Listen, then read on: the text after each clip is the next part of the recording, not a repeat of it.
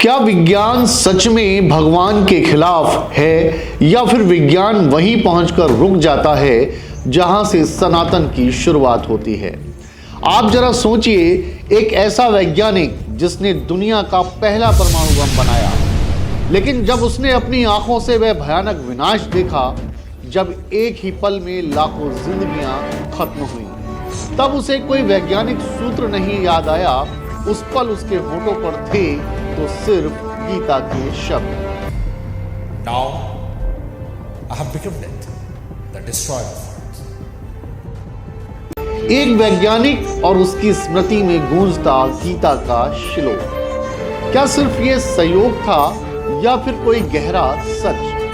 ऐसा क्यों है कि दुनिया के सबसे अमीर, सबसे ताकतवर और सबसे समझदार लोग, जिनके पास हर सुविधा, हर तकनीक, हर आराम है, लेकिन फिर भी शांति की तलाश में वो भारत के आश्रमों और मंदिरों की तरफ ही आते हैं? क्या उन्हें मशीनों और दौलत में वो नहीं मिला जो एक साधु की सादगी में मिल जाता है? आज के दौर में जहां नास्तिक होना मॉडर्न माना जाता है, वहीं कुछ सवाल ऐसे भी हैं, कुछ अनुभव ऐसे सामने आ रहे हैं जो सोचने पर मजबूर करते हैं। और इसीलिए आज बात सिर्फ आस्था की नहीं होगी, आज बात साइंस वर्सेस सनातन की होगी। आज बात तर्कों की होगी, अनुभवों की होगी, उन बिंदुओं की होगी जहां विज्ञान और सनातन सामने नहीं बल्कि साथ साथ दिखते हैं।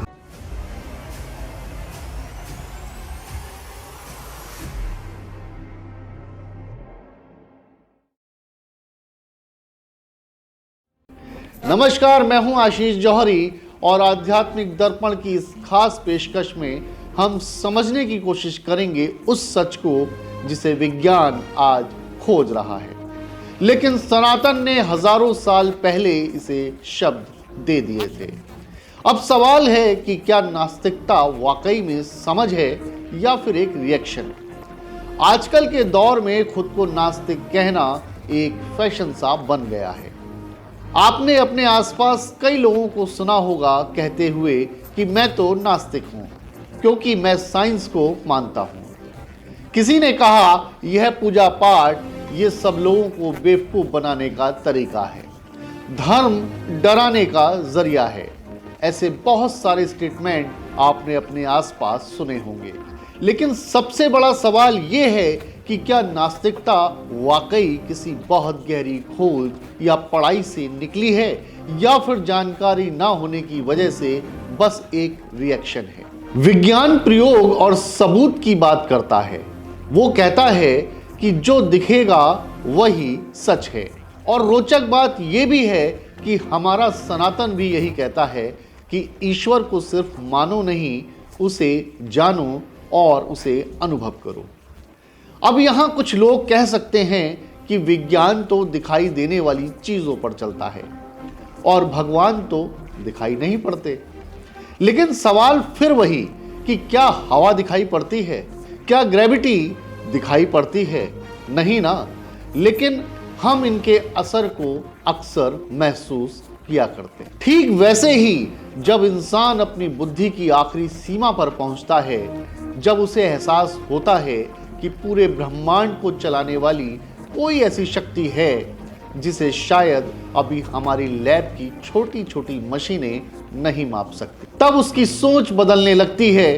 दर्शकों, हमारी चर्चा किसी को जबरदस्ती आस्तिक बनाने के लिए नहीं है, बल्कि ये समझने के लिए है कि नास्तिकता अक्सर वहां पैदा होती है जहां पर हम सवाल पूछना बंद कर देते हैं, जबकि सनातन तो हर उस सवाल का जवाब है जहां विज्ञान हार मान लेता है।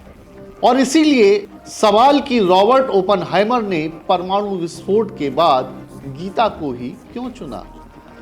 साल 1945 की वो सुबह जब दुनिया का पहला परमाणु टेस्ट हुआ, तो उस प्रोजेक्ट के हेड ओपेनहाइमर के चेहरे पर कोई जीत की खुशी नहीं थी। उसके मन में उस समय फिजिक्स की कोई समीकरण, कोई फॉर्मूला नहीं गूंजा। उसने बाद में खुद दुनिया के सामने माना कि उस भयानक रोशनी धमाके को देखकर भगवत गीता का वो सीन याद आया जहां भगवान कृष्ण ने अर्जुन को अपना विराट रूप दिखाया। कई लेखों में दावा किया गया कि ओपनहाइमर ने बाकायदा संस्कृत भाषा सीखी थी ताकि वेदों उपनिषदों को खुद पढ़कर समझ सके। अब सवाल उठ सकता है कि क्या गीता में परमाणु बम बनाने का जवाब लिखा है? जवाब है नहीं।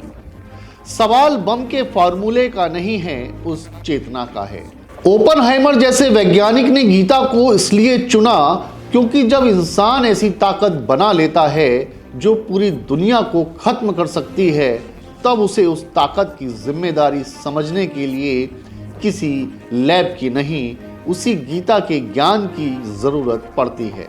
यह एक बहुत बड़ा इशारा है कि जहां मशीनों और भौतिक चीजों का विज्ञान अपनी आखिरी हद पर पहुंच जाता है, वहां से आत्मा और गहरे दर्शन के सवाल शुरू कर देती है। ओपनहाइमर का गीता के शरण में जाना यह साबित करता है कि विज्ञान हमें पावर तो दे सकता है, लेकिन उस पावर का इस्तेमाल करने का विवेक सिर्फ और सिर्फ सनातन से ही आता है।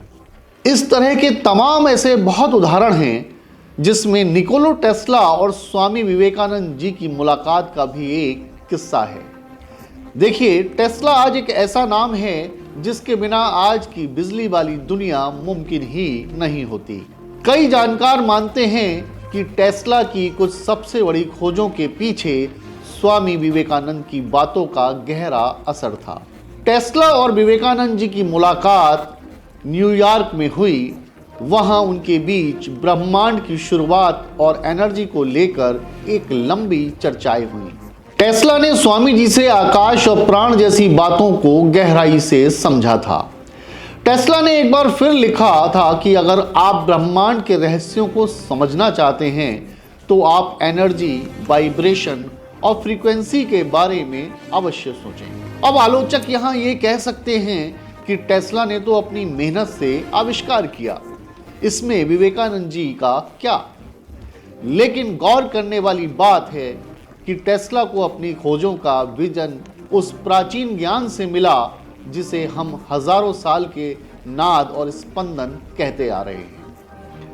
टेस्ला जैसे जीनियस का इस सनातनी बातों से प्रभावित होना यह याद दिलाता है कि हमारे पूर्वजों ने बिना किसी आधुनिक लैब के उन बारीक सच्चाइयों को महसूस किया था जिन्हें विज्ञान आज अपनी मशीनों से साबित कर रहा है। यह संयोग नहीं है कि दुनिया का सबसे बड़ा इलेक्ट्रिकल इंजीनियर उसी भाषा में बात कर रहा था जो भाषा हमारे वेदों में सदियों पहले लिखी गई थी। स्टीव जॉब्स और मार्क जकरबर्ग आखिर भारत के आश्रमों में क्या ढूंढ रहे हैं? यह सवाल सनातन पर सवाल उठाने वालों से पूछना चाहिए। एप्पल के मालिक स्टीव जॉब्स जब अपनी जिंदगी के मुश्किल दौर में थे तो शांति के लिए नंगे पैर भारत की गलियों में भटके। अपनी बायोग्राफी में उन्होंने माना था कि भारत की सोच में वह गहराई है जो पश्चिम की मशीनी दुनिया में नहीं मिलती।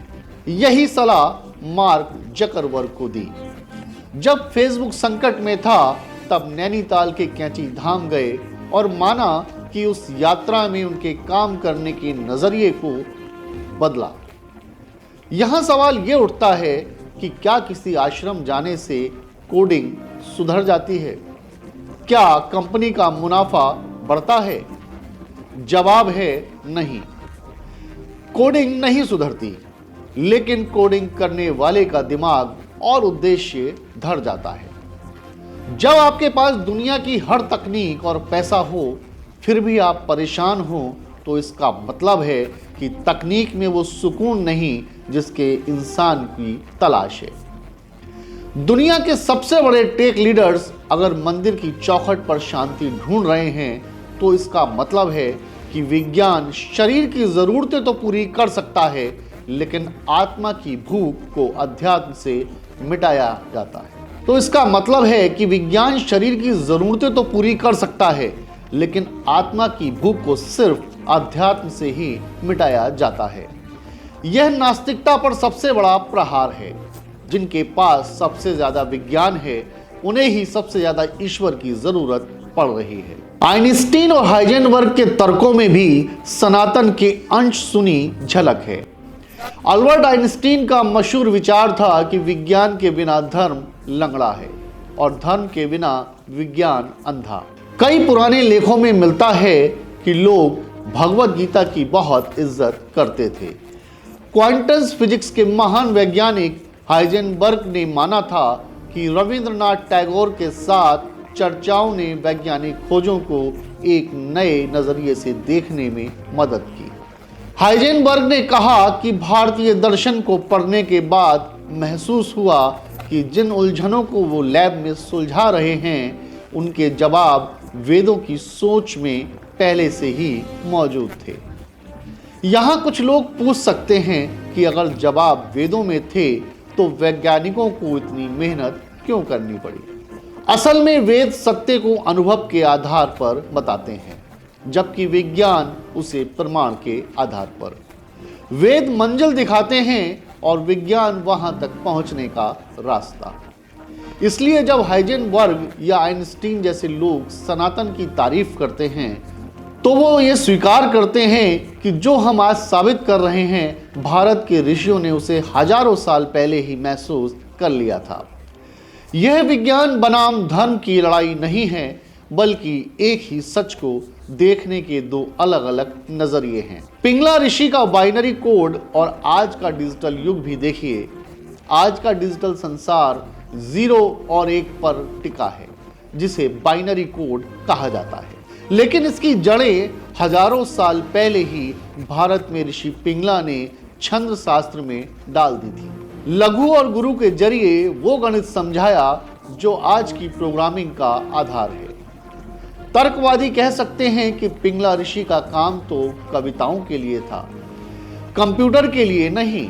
लेकिन यही वो सबसे बड़ी खूबसूरती है कि जिस लॉजिक को आज सिर्फ मशीनों की भाषा समझते हैं, पूर्वजों ने साहित्य और कला में हजारों साल पहले इस्तेमाल कर लिया था।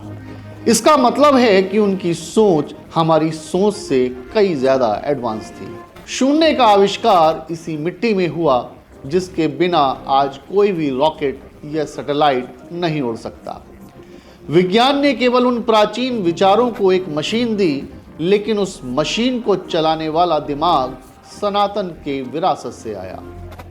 अब सवाल, क्या विज्ञान और सनातन एक ही मंजिल के दो अलग अलग पहलू हैं? देखिए, जैसे जैसे विज्ञान तरक्की कर रहा है, अक्सर उन्हीं बातों के करीब पहुंचते हैं जो हमारे सनातन में सदियों से मौजूद हैं। आज वैज्ञानिक मल्टीवर्स की बात कर रहे हैं, जबकि हमारे पुराणों में करोड़ों ब्रह्मांडों का वर्णन पहले से ही मिलता है। आज जिसे विज्ञान गॉड पार्टिकल कहता है, उसे हमारे ग्रंथों में अणु के रूप में समझाने की कोशिशें पहले ही हो चुकी हैं। यहाँ सवाल उठ सकता है कि क्या हम जबरदस्ती विज्ञान को धर्म से जोड़ रहे हैं? सच तो यह है कि विज्ञान कैसे का जवाब देता है कि कोई चीज काम करती है, लेकिन सनातन क्यों का जवाब देता है कि हम यहाँ क्यों, इस सृष्टि का मकसद क्या है। इसलिए दोनों एक दूसरे के दुश्मन नहीं, बल्कि एक दूसरे के पूरक हैं। जहाँ विज्ञान का टेलीस्कोप रुक जाता है, वहां से सनातन की अंत दृष्टि शुरू होती है। नास्तिकता अक्सर वहां तक सीमित रह जाती है जो हमें आंखों से दिखता है, लेकिन सनातन हमें वो दिखाता है जिसे सिर्फ अनुभव किया जा सकता है। चाहे खजुराहो के मंदिर की बनावट हो या केदारनाथ का भव्य इतिहास जिसे कोई आपदा नहीं हिला पाई, यह सब हमारे पूर्वजों के उस गहरे ज्ञान का हिस्सा है जिसे आज भी हम पूरी तरह समझ नहीं पाए हैं। आज आध्यात्मिक दर्पण पर साइंस वर्सेस सनातन का मकसद किसी की आस्था को ठेस पहुंचाना नहीं, बल्कि उस कड़ी को जोड़ना जहां तर्क और श्रद्धा एक साथ खड़े हों। Oppenheimer, Tesla, Einstein, Steve jobs, mark Zuckerberg जैसे नामों का जिक्र हमें याद दिलाता है कि दुनिया के सबसे बड़े दिमागों में भी सनातन की गहराई का सम्मान किया। सवाल ये नहीं कि विज्ञान बड़ा या भगवान, सवाल तो ये है कि क्या हम इतने समझदार हैं कि कि दोनों को एक साथ लेकर चल सकें। विज्ञान हमें साधन देता है, लेकिन सनातन हमें जीवन जीने का मकसद, और जब ये दोनों मिल जाते हैं तभी मनुष्य का जीवन पूर्ण होता है। उम्मीद है कि नास्तिकता और विज्ञान के इस द्वंद्व पर यह चर्चा आपको एक नया नजरिया प्रदान करेगी और आपको अपनी महान विरासत पर गर्व करने की एक और बड़ी वजह भी। तो ये थी आध्यात्मिक दर्पण की खास पेशकश, जिसमें हमने समझाने की कोशिश करी कि विज्ञान और सनातन एक ही दूसरे के पूरक हैं। हमें पूर्ण विश्वास है कि आपको आध्यात्मिक दर्पण की ये पेशकश अवश्य पसंद आई होगी। अगर आपको यह पेशकश पसंद आई है तो आध्यात्मिक दर्पण को लाइक कीजिए, शेयर कीजिए और सब्सक्राइब करना ना भूलिए। अगर आप हमारे आध्यात्मिक दर्पण को पहले से ही सब्सक्राइब कर चुके हैं तो आध्यात्मिक दर्पण आपके प्रति आभार व्यक्त करता है। अगले पड़ाव पर फिर एक नई पेशकश के साथ फिर हाजिर होऊंगा। तब तक के लिए मुझे आज्ञा दीजिए। नमस्कार।